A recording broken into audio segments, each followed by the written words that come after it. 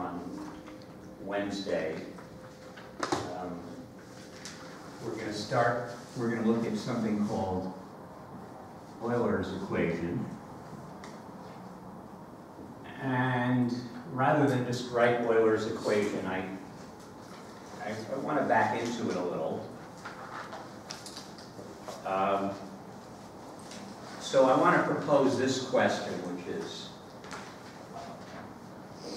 how do we evaluate some constant raised to a complex number? You use little a plus bi. What does that equal? What does that mean? And it's not readily obvious.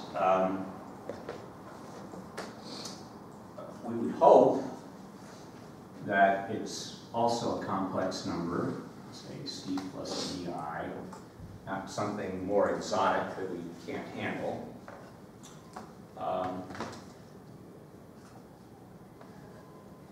Well, let's start with something we know. We know from the laws of exponents that a to the a plus bi has to be equal to a to the a times a to the bi. If that's not true, then what's the point? Right? We want whatever this is to at least have the same meaning in terms of exponents. Well, that simplifies things because we know these two constants here, a and little a, we know how to evaluate that. We know how to exponentiate if little a is an integer, that's easy. If it's not, we can use a calculator. We have a way of dealing with that.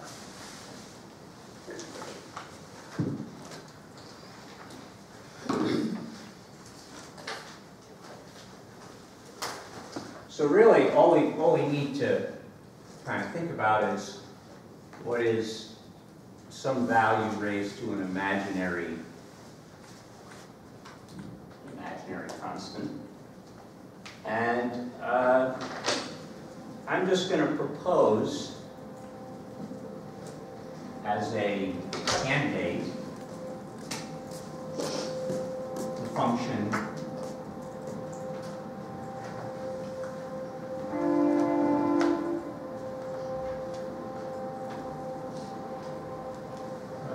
I do that?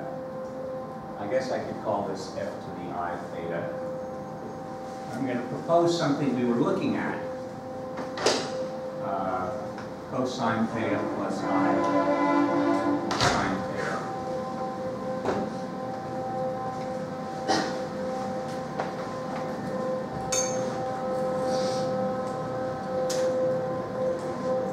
And let's see if it has the appropriate properties we would want from a plus a to the bi.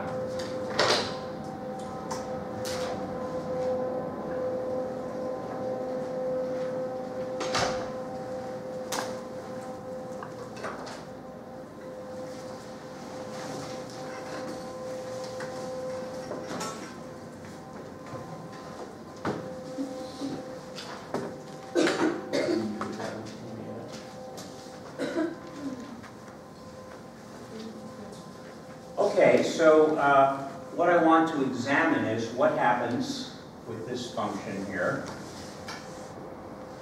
If I take f of theta 1i and multiply it by f of theta 2i.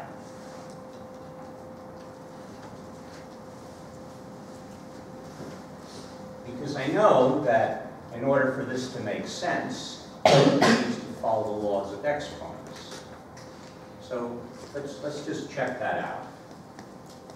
F of theta 1i would be cosine theta 1 plus I sine theta 1.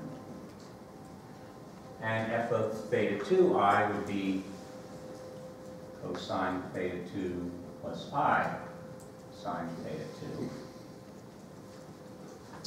Okay, I'm going to take this expression and I'm going to FOIL it.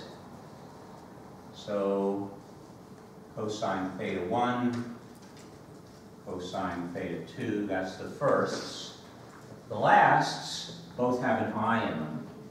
So I squared is minus 1, so I can subtract sine theta 1, sine theta 2. The inner and outer are both going to have one factor of I, which I'm going to factor out. And I'm going to get sine theta 1 cosine theta 2 plus sine theta 2 cosine theta 1.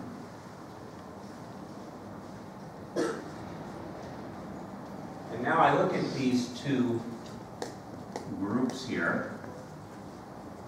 I scratch my head a little. I say, there's something familiar about them. Right? They look a lot like the addition formulas. They are the addition formulas. Right? Cosine theta 1, cosine theta 2, minus sine theta 1, sine theta 2. That, of course, is just cosine theta 1 plus theta 2. And here we have sine theta 1, cosine theta 2, sine theta 2, cosine theta 1. That's just sine of theta 1 plus theta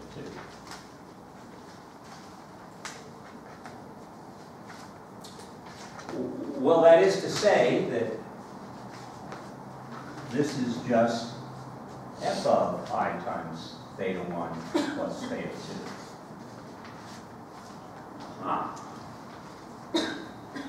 So even though I kind of pulled this out of thin air,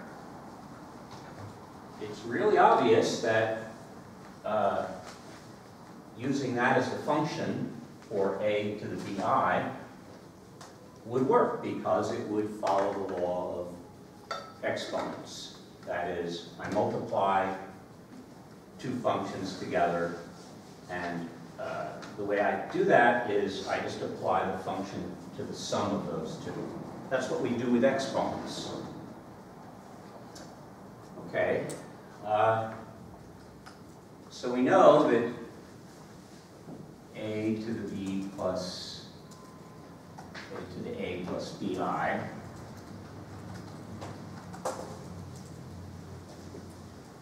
well, that's a to the a times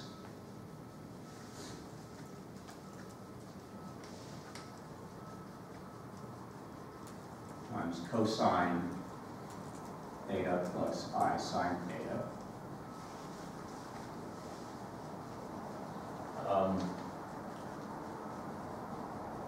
There's just one thing missing, which is what is a equal to? Right? It's some number. It can't be any number or two different numbers.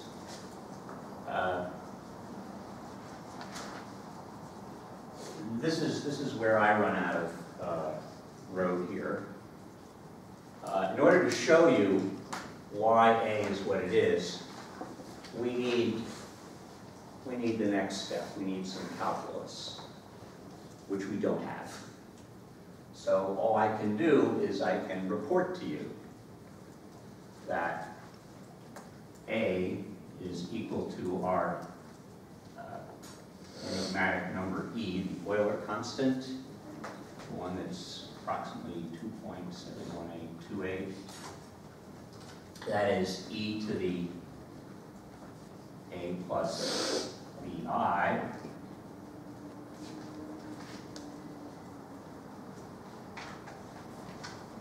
I guess I need a theta here.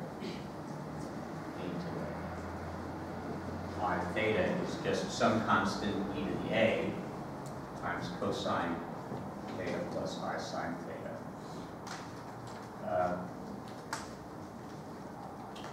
Let's eliminate the E to the A part for a second. So we just look at E to the I theta equals cosine theta plus I sine theta. This is what is referred to as Euler's Leonard Euler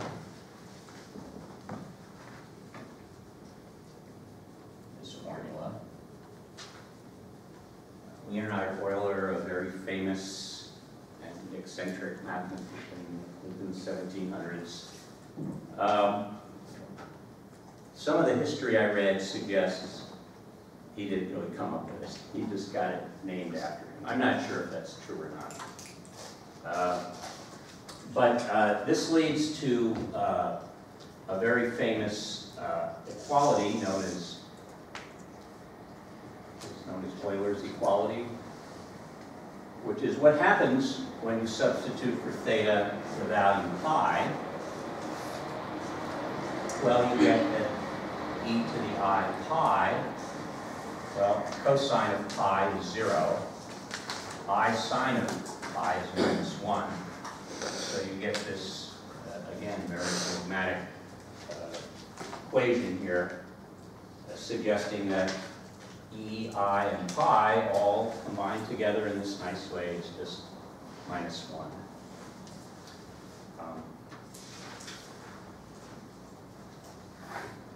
Euler's identity, that's what it's referred to as. And this is considered one of the most famous equations in mathematics. It's like the E equals mc squared in mathematics. All right, I'm wrapped up on complex numbers here. Again, you'll have to know why A is equal to E, you'll have to wait for calculus. All right. Okay, so on to the foreshadowing.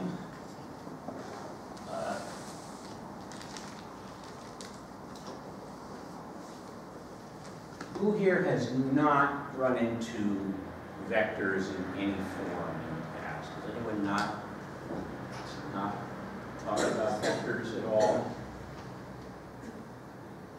I wonder how to phrase this question, because I know some people are just remiss to raise their hand about anything.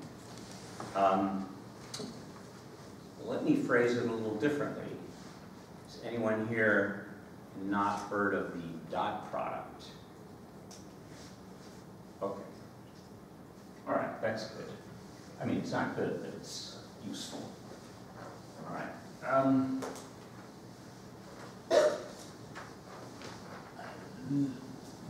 That all suggests that I can kind of run through some of this material a little more quickly. So we're going to look at vectors today. So I don't want to emphasize this too much, but what you learn when you first start learning vectors is what physicists like to think of vectors as. You no doubt have heard that a vector, we represent a vector by an arrow, and this arrow has a direction, which we measure using an angle, typically in the same way we've been doing angles on an XY axis, where starting with X we get 0. The length of the arrow represents what we call the magnitude, or the norm of the vector. And these are really useful in physics because they can represent a number of important quantities.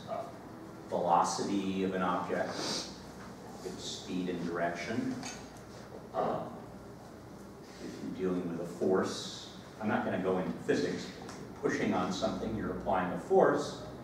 And as you can imagine, if you apply forces in different directions, they're just not going to add up like numbers. They're going to add up in a different way. Typically, when we talk about vectors, we put a little symbol over them, a little arrow symbol. So you know this is, V is, it's a variable, or it could be a constant, but it's a vector.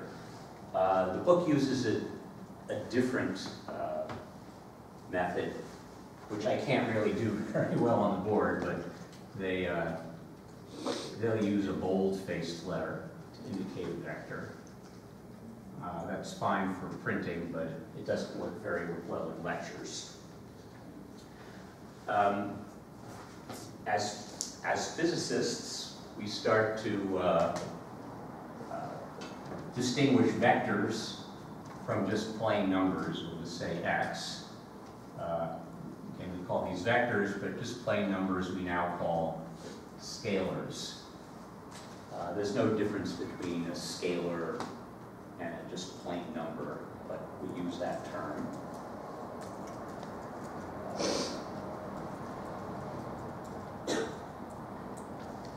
And I mention this because these vectors, from the point of view of mathematics, these are perfectly good vectors. But these are a special case of vectors. Mathematicians see vectors as being a much more broad category of possibilities. What makes a vector to a mathematician is the way it operates. That's kind of a vague term, but we're going to go over how vectors operate. While these vectors operate in a certain way that all other vectors operate, not all vectors will look like this. Not all vectors can be nicely represented by an arrow with an angle. Again, I don't want to overly confuse things. I just want to kind of broaden your horizons a little. If any of you go on in mathematics, you'll run into this head first, and hopefully you won't crash into the wall. You go, aha! I remember. These are not the only kind of vectors there are. All right, so I'm going to refer to these as vectors anyway. I'm not going to say these are physics vectors or pointy arrow vectors. When you have vectors, when you have two vectors, graphically, before I run into this, I just want to mention that we have names for the 2 points of the line segment that makes up the vector. The place where it starts we call the tail, and the place where it ends we'll call the head of the vector. Sometimes we'll call it the tip of the vector. Because it has a direction, it's not just a line segment. So when we add two vectors, the way we add them graphically is we take the tail of one vector, let's call this V and let's call this U, and we line that up with the head of the other vector. Draw it so close.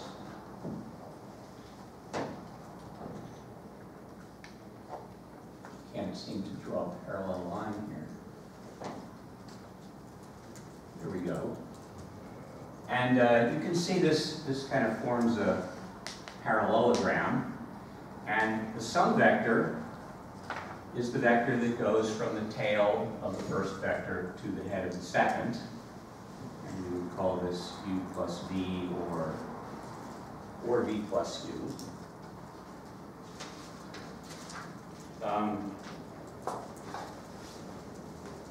We might describe these algebraically by giving coordinates to these points.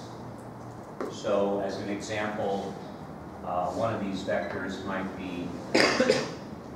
go from coordinates 3, 4 to 5, 7. But a vector doesn't have a specific place on the coordinate grid. You can move it around as long as you keep the magnitude and the angle fixed.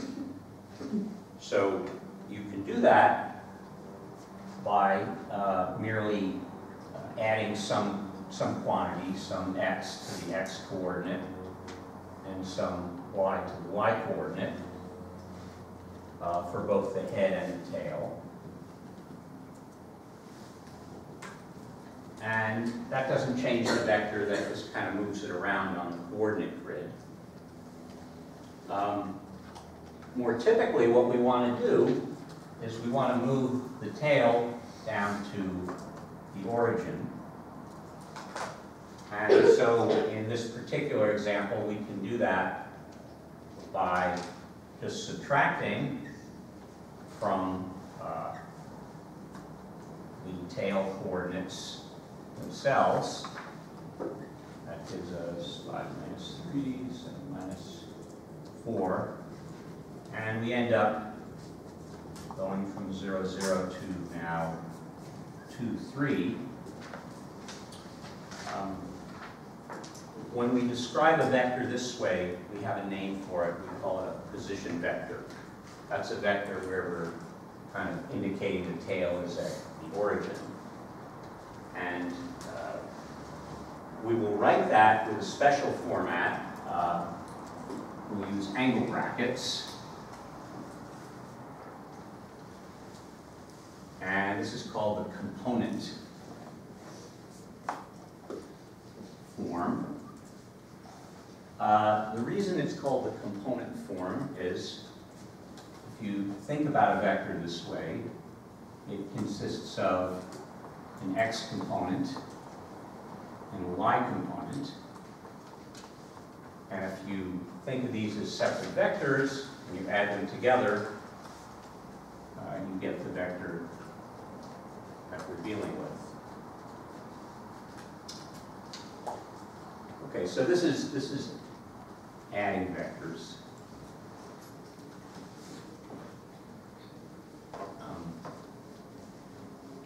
One nice thing about the component form is if I have two vectors in the component form, I have A, B, and I want to add that to C, D. Well, the resultant vector, the sum, is just A plus C, B plus D. You just have to add the coordinates. So that's a convenient feature.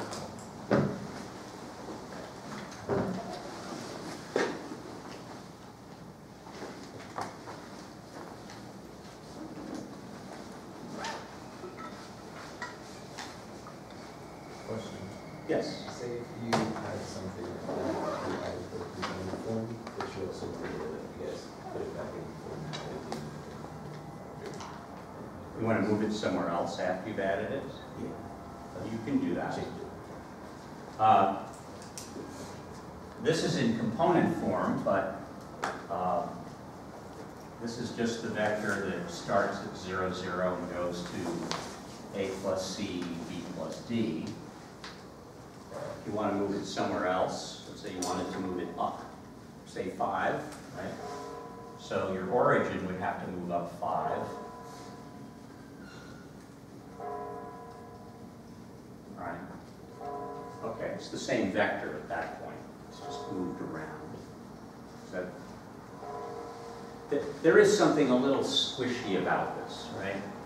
How can I say that you can move a vector around and you don't change it when you kind of changed it, moved it, right?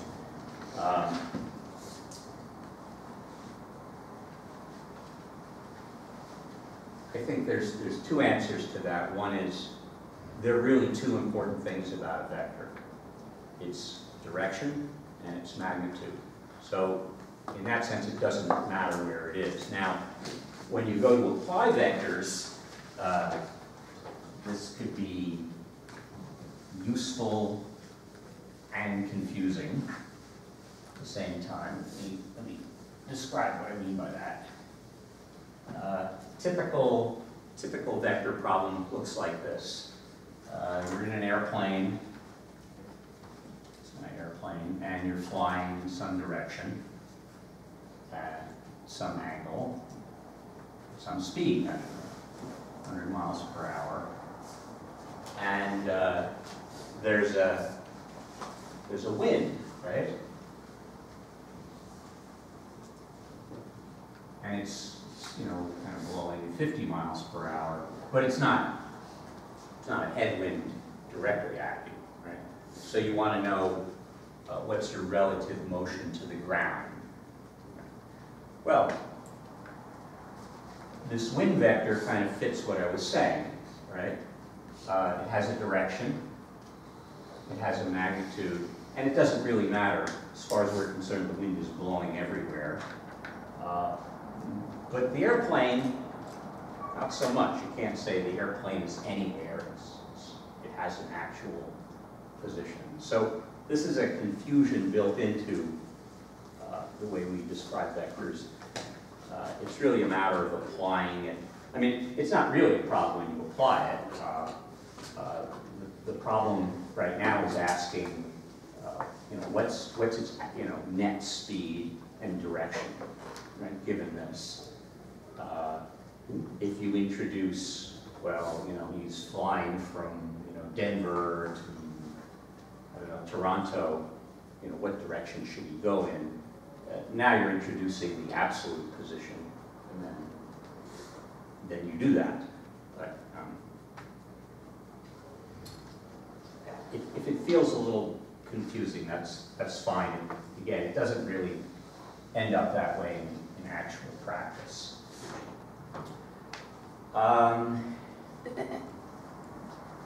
Okay.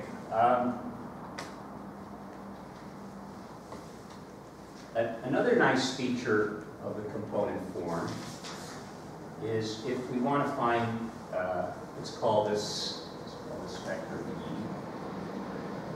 If you want to find its magnitude or its norm, so I'm going to write both of those, magnitude or the norm of the vector,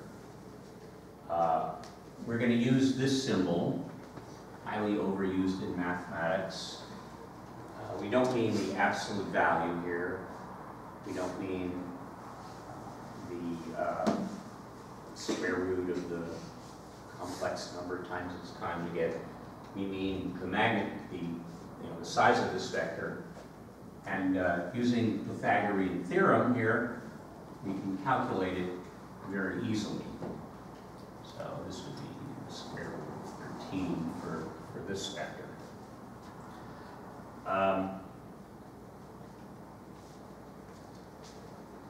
Okay, so we have vectors, we have the component form, we have the magnitude, or the norm of the vector.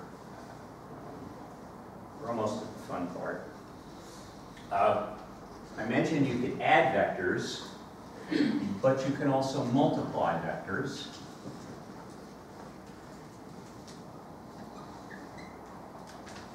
Right? What does multiplying the vector do?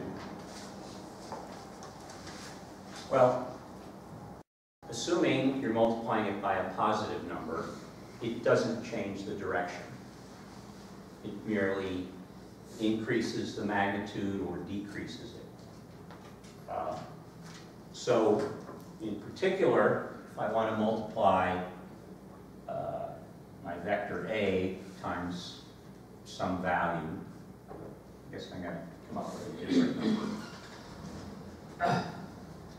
My vector in component form is AB, and I multiply it by some constant K. I'm merely I merely have to multiply each of the components, and that has the effect of either stretching the vector out or compressing it in. Now, I said that's true if K is positive. If K is negative, it merely reverses the direction of the vector. So, multiplying the vector by -1, you get a vector with the same magnitude, but just in the opposite direction. All right, this introduces one new feature. What happens if you were to multiply a vector times 0? Well, then you get a kind of a strange creature we call the zero vector. This is strange because it's not 0. It's not the number 0. It's a vector. It has no magnitude. It has 0 magnitude. And depending upon the context, you could say it has no direction, or you could say it has any direction. Right? If I were to take some vector and add it to the 0 vector, I just get that vector back. So it didn't affect either the magnitude or the direction of this vector.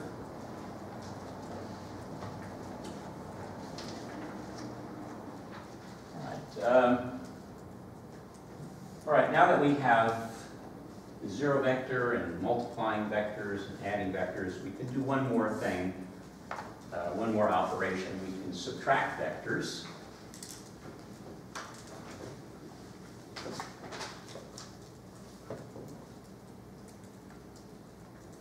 If we have 2 vectors, let's say E is AD and U is CD, and I want to know what V minus U is.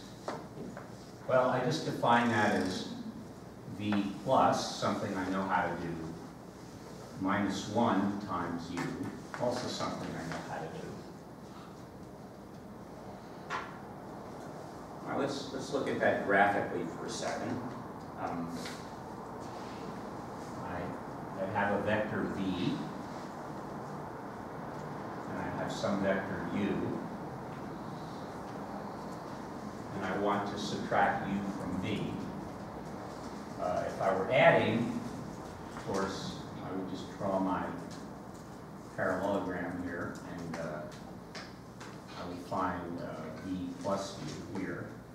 But instead, I'm going to find first minus U, which is just U in the opposite direction. And now I want to add minus U and V.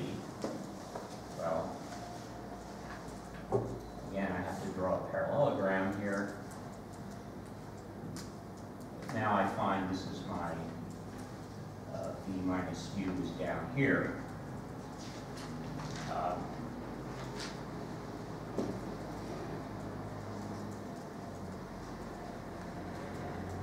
One nice thing about subtracting and adding is if you look at this parallelogram we make when we add,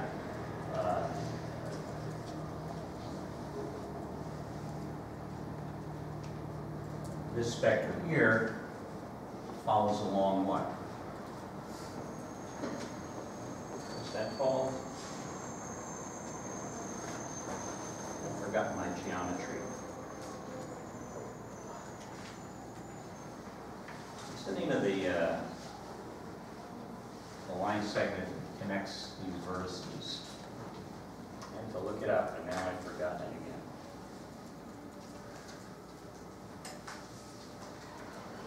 Anybody know?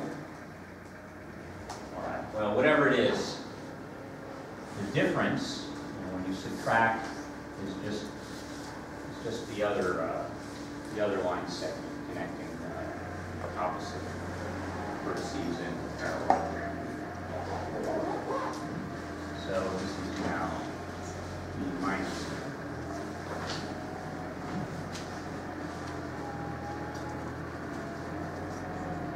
All right.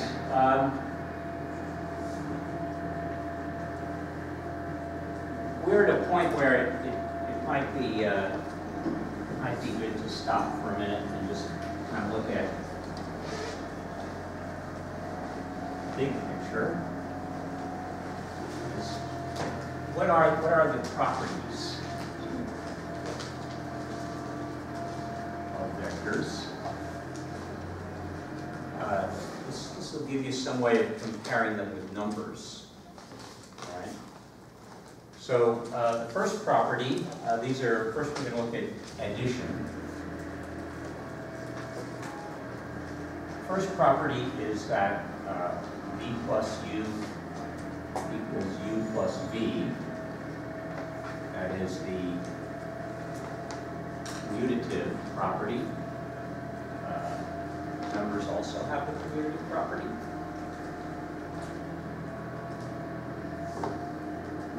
There's the associative property.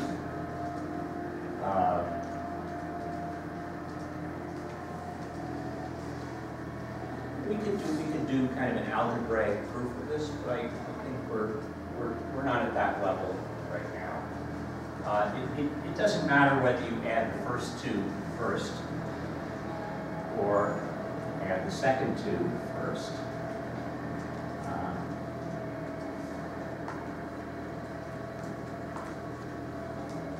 You get the same thing. That's the associative property.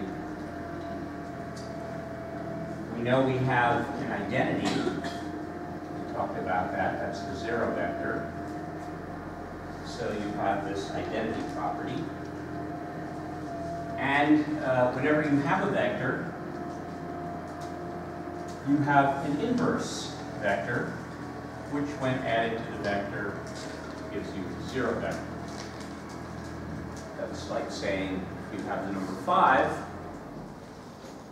you always have the number -5, which you can add together and get 0. Okay, there are some multiplication properties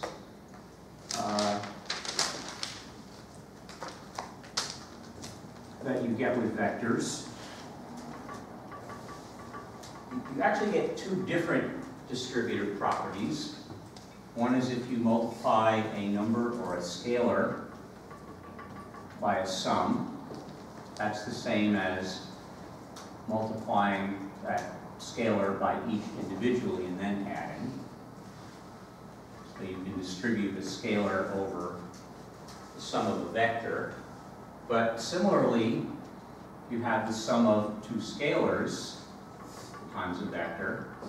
You can distribute that.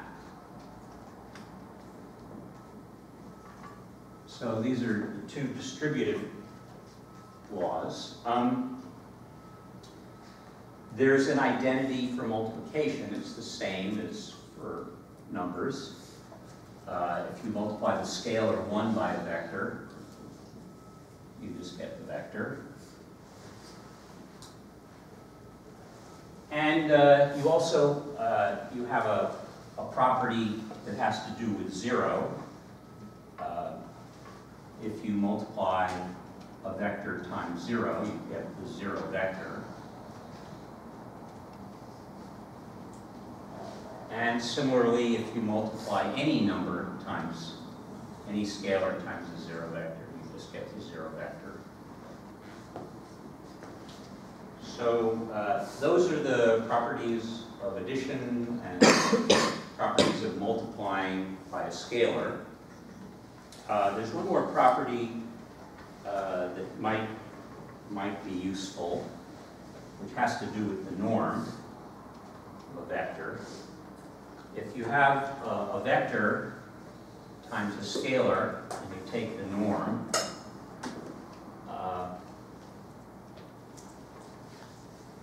that's equal to the absolute value of the scalar times the norm of the vector. Now, this is a particularly curious equation here because the meaning of these two bars actually is different here. Here we do actually mean the absolute value, whereas the other two, we're talking about the norm of a vector.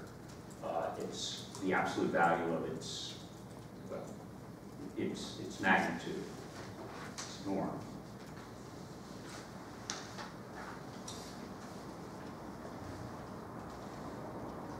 Okay. All right, there are a few more things to develop here.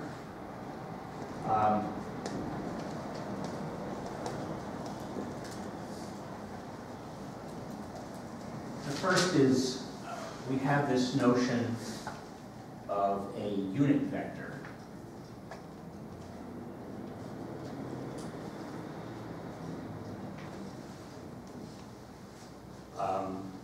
The idea is if you have some vector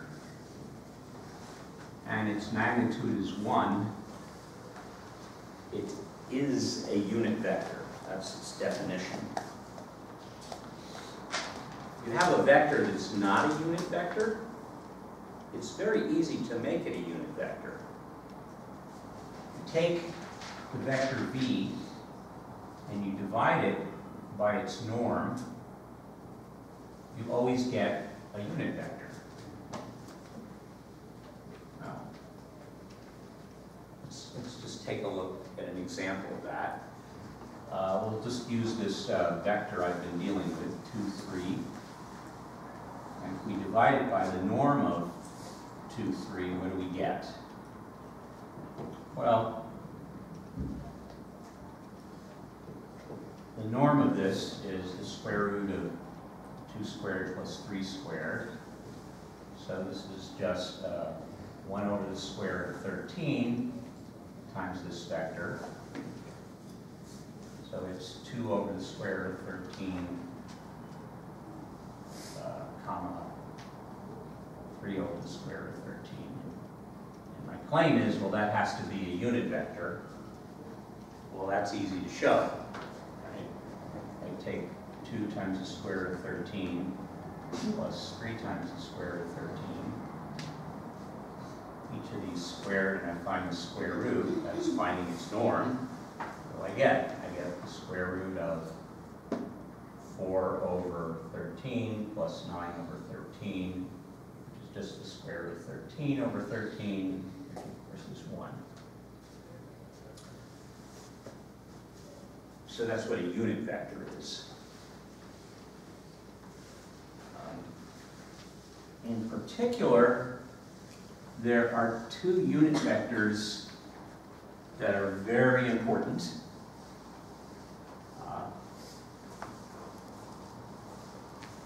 Unfortunately, mathematicians and physicists didn't get together when we decided to name these. But one of them is named I. It has nothing to do with imaginary numbers. And I is the unit vector 1, 0. And we have J, which is the vector 0, 1. So if you have a coordinate axis, this is your I vector along the x-axis, and this is your J vector along the y-axis. Now, why these are so important is they provide a really nice way to decompose a vector. If I have the vector A, comma B, I can always write that as A times vector I plus B times vector J. So now I have an algebraic way of representing the vector. It's very convenient.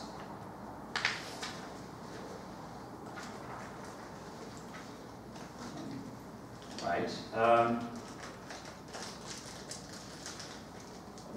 The last thing I want to do, I want to tie this into some of the trigonometry we've been doing.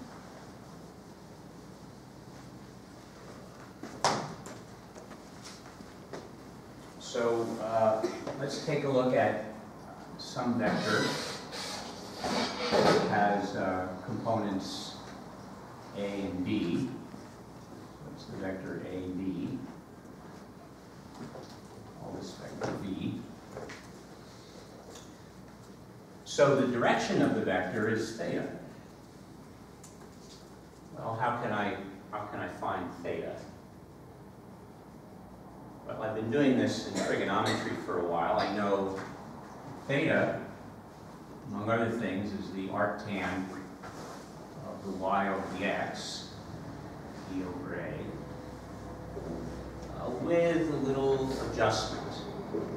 Remember, our arctan function is kind of limited in what it provides.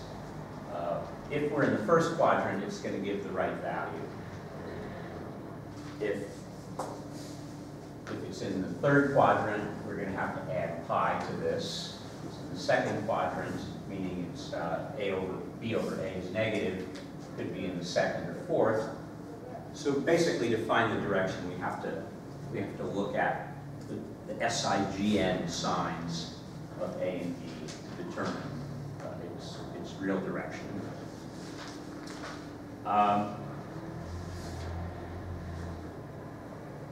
You said that if it was in the second or third quadrant, you have to do what? Well, if say a is negative, right? A is less than 0, and b is positive. So now it's in the second quadrant, right? So when I use the arctan function on this, I'm going to get this theta, but how do I get from this theta to the actual direction? I'm just going to have pi minus theta. That's that same dance we do when we're using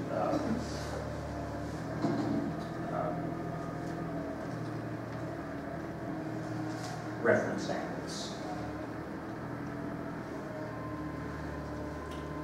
Okay, so that's theta. We already know the magnitude of v. I'll just leave it the norm of v. That's the square root of a squared plus b squared. So given component form, I can find the angle, I can find the magnitude. But I can go in the other direction. If I have the angle and the magnitude, I know, from this diagram, a is going to be equal to the magnitude times the cosine of theta, and the b component, the y component, is going to be the magnitude times the sine of theta. That is, the vector is the cosine theta, the sine theta.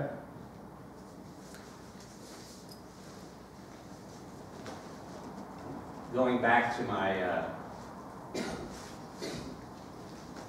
back to representing the vector with I and j, we could say that the vector v is equal to its norm times the cosine of theta times the I vector plus the norm times the sine of theta times the j vector.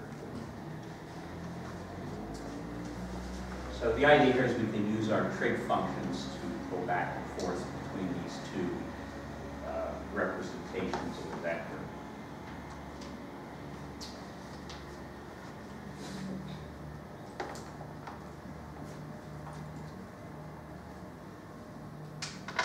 I think that's all I want to say today.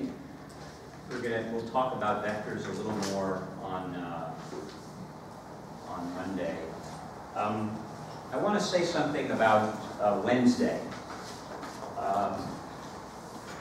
Wednesday would be a good day to do review.